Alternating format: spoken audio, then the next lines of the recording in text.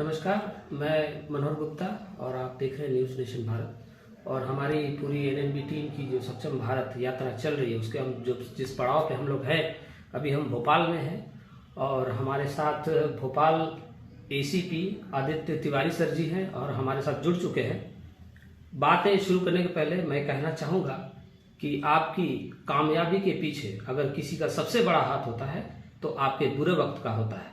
अगर आपका मन जागृत है तो आप उन बुरे वक्त से लड़कर, उन अंधियारी रातों से लड़कर आप उजाले की ओर आ सकते हैं, बशर्ते आप मेहनत करें और सही दिशा में मेहनत करें। सर, हमारे चैनल में स्वागत है आपका। सर धन्यवाद। सर, आप अपने बारे में हमारे चैनल के माध्यम से सभी दर्शकों को बताएं कि आप किन परिस्थितियों से लड़कर यहाँ तक पहुँचे हैं। मैं एक बहुत छोटे से गांव का रहने वाला हूं और जिस गांव में मतलब कोई भी सरकारी कर्मचारी भी नहीं हुआ कभी, उस गांव का रहने वाला हूं। मेरे पिताजी तो सरकारी नौकरी में क्लर्क थे और उसके बाद उनका अर्ली रिटायरमेंट हो गया, तो फेस हमारे लिए बहुत बुरा था। तो उसके बाद फिर मैं पीएससी की मध्य प्रदेश लोक सेवा आयोग की तैयारी करना शुरू किया और कड़ी मेहनत करके यहाँ तक पहुँचा। सर, बुरी परिस्थिति में लोग टूट जाते हैं, हार जाते हैं, तो आपने कैसे सोचा कि मैं इस मुकाम तक पहुंच सकता हूं, या कोई ऐसी घटना जिसके बारे में आप बताएं हमारे दर्शकों की वहां से इंस्पिरेशन पाकर आप सही दिशा में बढ़े, इस दिशा में आकर यहां तक पहुंचे। मुझे ये पता था कि यदि मैं अपने माँ बाप के लिए कुछ नहीं कर पाया या अभी मैंने पढ़ाई नहीं की तो मुझे बहुत ज़्यादा कुछ करने का मौका नहीं मिलेगा जीवन में। तो मेरी सबसे बड़ी इंस्पिरेशन मेरे माता पिता का चेहरा रहता था। मैं तैयारी करते वक्त भी या तैयारी करने से पहले भी सिर्फ उनके बारे में सोचता था कि मेरी वजह से इनके आगे का भविष्य का निर्धारण होगा, कि इनका भविष्य कैसा होगा। तो इसलिए मुझे मेहनत करने में प्रेरणा मिलती। कितनी उम्र में सर ये ख्याल आया आपके दिमाग में?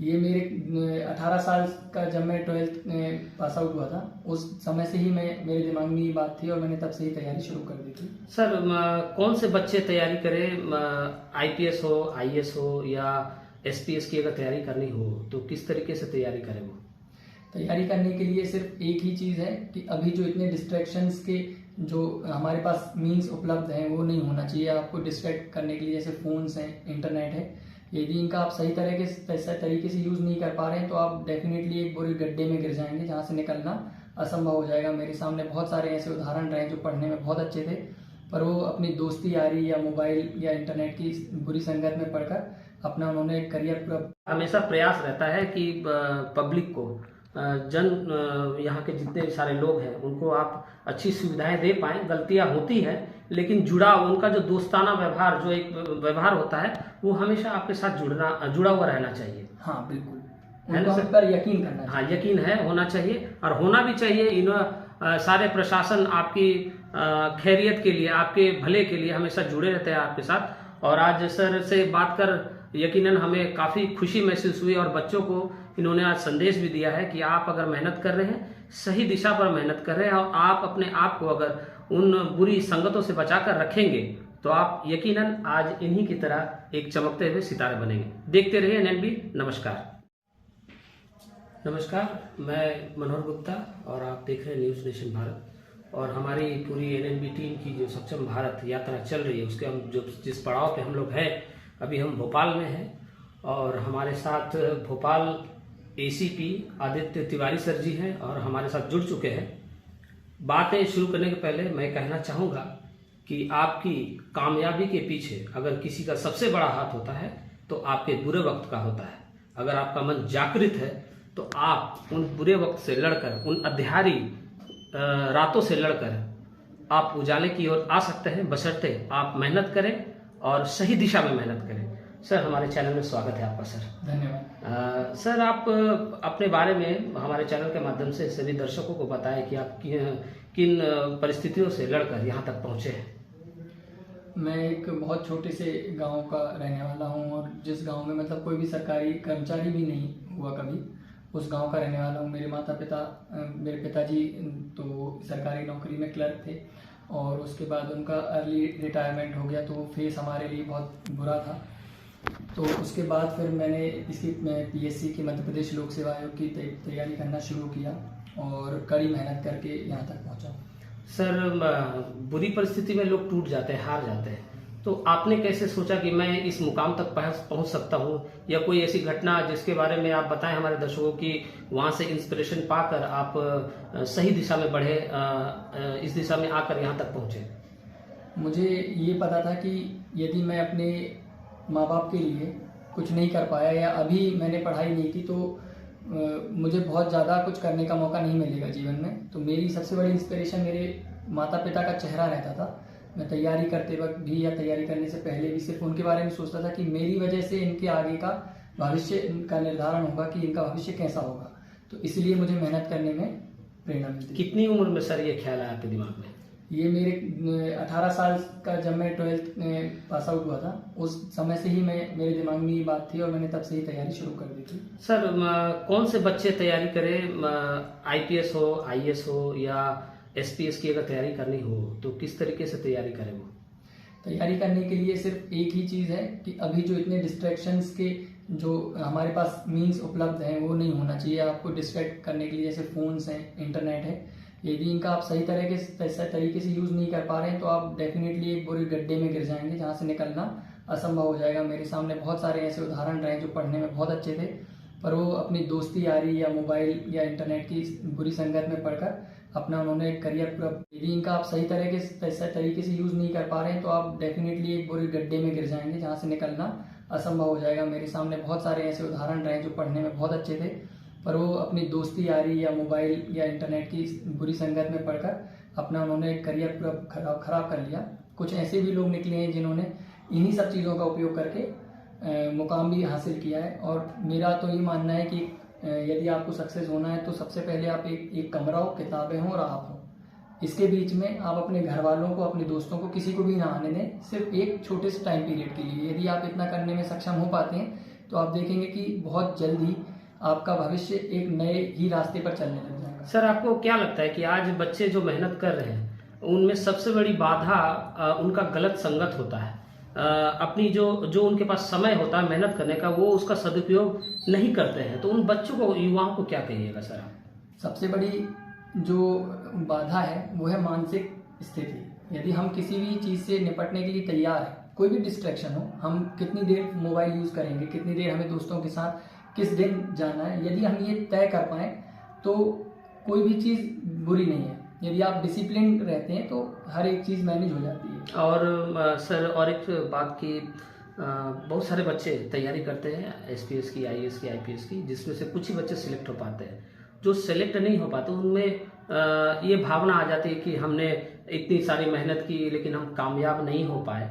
उन बच्चों को क्या कहिएगा सर आप?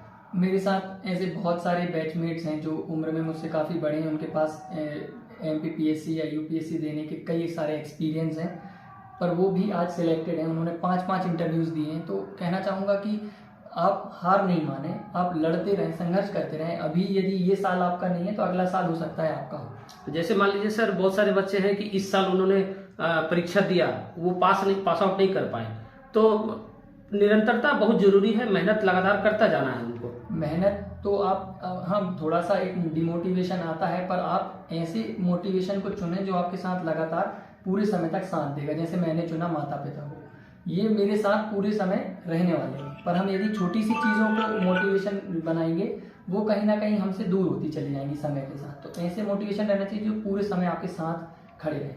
मोटिवेशन के नाम पे एक बात याद आया सर कि मोटिवेशनल स्पीकर्स बहुत सारे ऐसे हैं जो स्टेज पर आकर समझाते हैं, लेकिन घर की परिस्थिति देखकर, अगर आप अपनी बुरी परिस्थिति घर की देखकर अगर आप मोटिवेट नहीं हो पाते हैं तो दुनिया का कोई भी मोटिवेशनल स्पीकर आपको मोटिवेट नहीं कर पाएगा। और यकीनन सर ये मोटिवेशन आपको अपने घर से ही मिला। यकीनन मुझे मेरे घर से ही मोटिवेशन मिला है, और आगे बढ़ते रहने के लिए जो मेरी इंस्पिरेशन थी वो ही मेरी घर की स्थिति और मेरे माता पिता थे। तो जो मोटिवेशनल स्पीकर की आप बात कर रहे हैं, मोटिवेशनल स्पीकर सिर्फ कहते हैं, यदि हम उनको सुनकर अमल में नहीं लाएंगे, और मुझे नहीं लगता कि कोई अमल में लेकर आता है तब तक जब तक उसके ऊपर वो बीतती नहीं। यदि वो अपने ऊपर की परिस्थितियों पर काबू पाने के लिए किन्हीं मोटिवेशनल चीज़ों का सहारा लेता है तो बस वही चीज़ें उपयोग में लाई जा सकती हैं। उसके अलावा कोई भी मोटिवेशन का कोई भी कोट हो वो कभी किसी काम का नहीं है यदि तुम्हारे ऊपर वो लागू नहीं हो रहा है तो। सर संसाधनों की कमी होने के बावजूद आज आपके कंधे पर सितारे हैं, और आपके ललाट पर अशोक स्तंभ है, कैसा महसूस होता है सर आज आपको? खुशी महसूस होती है कि मैं इतने बड़े एरिया को इतने बड़े एरिया के लिए और इतने सारे लोगों के लिए कुछ काम कर पा रहा हूँ, सेवा कर पा रहा हूँ। सर आज हमारे चैनल के माध्यम से सारे भोपाल वासियों को क्या संदेश दीजिएगा? भोपाल वासियों सहित पूरे राज्य और पूरे भारतवासियों को संदेश, राज्य और पूरे देश को मैं सिर्फ एक जो संदेश देना चाहता हूँ वो ये है कि हमारे अंदर एक भावना ये आ गई है कि हम दो चीज़ें मैं बताना चाहूँगा कि अलर्ट हम कम रहते हैं। किसी भी चीज़ के प्रति हम अलर्ट यदि रहें तो हमको पुलिस की ज़रूरत ही नहीं पड़ेगी, मतलब आपको पुलिस की ज़रूरत ही नहीं पड़ेगी।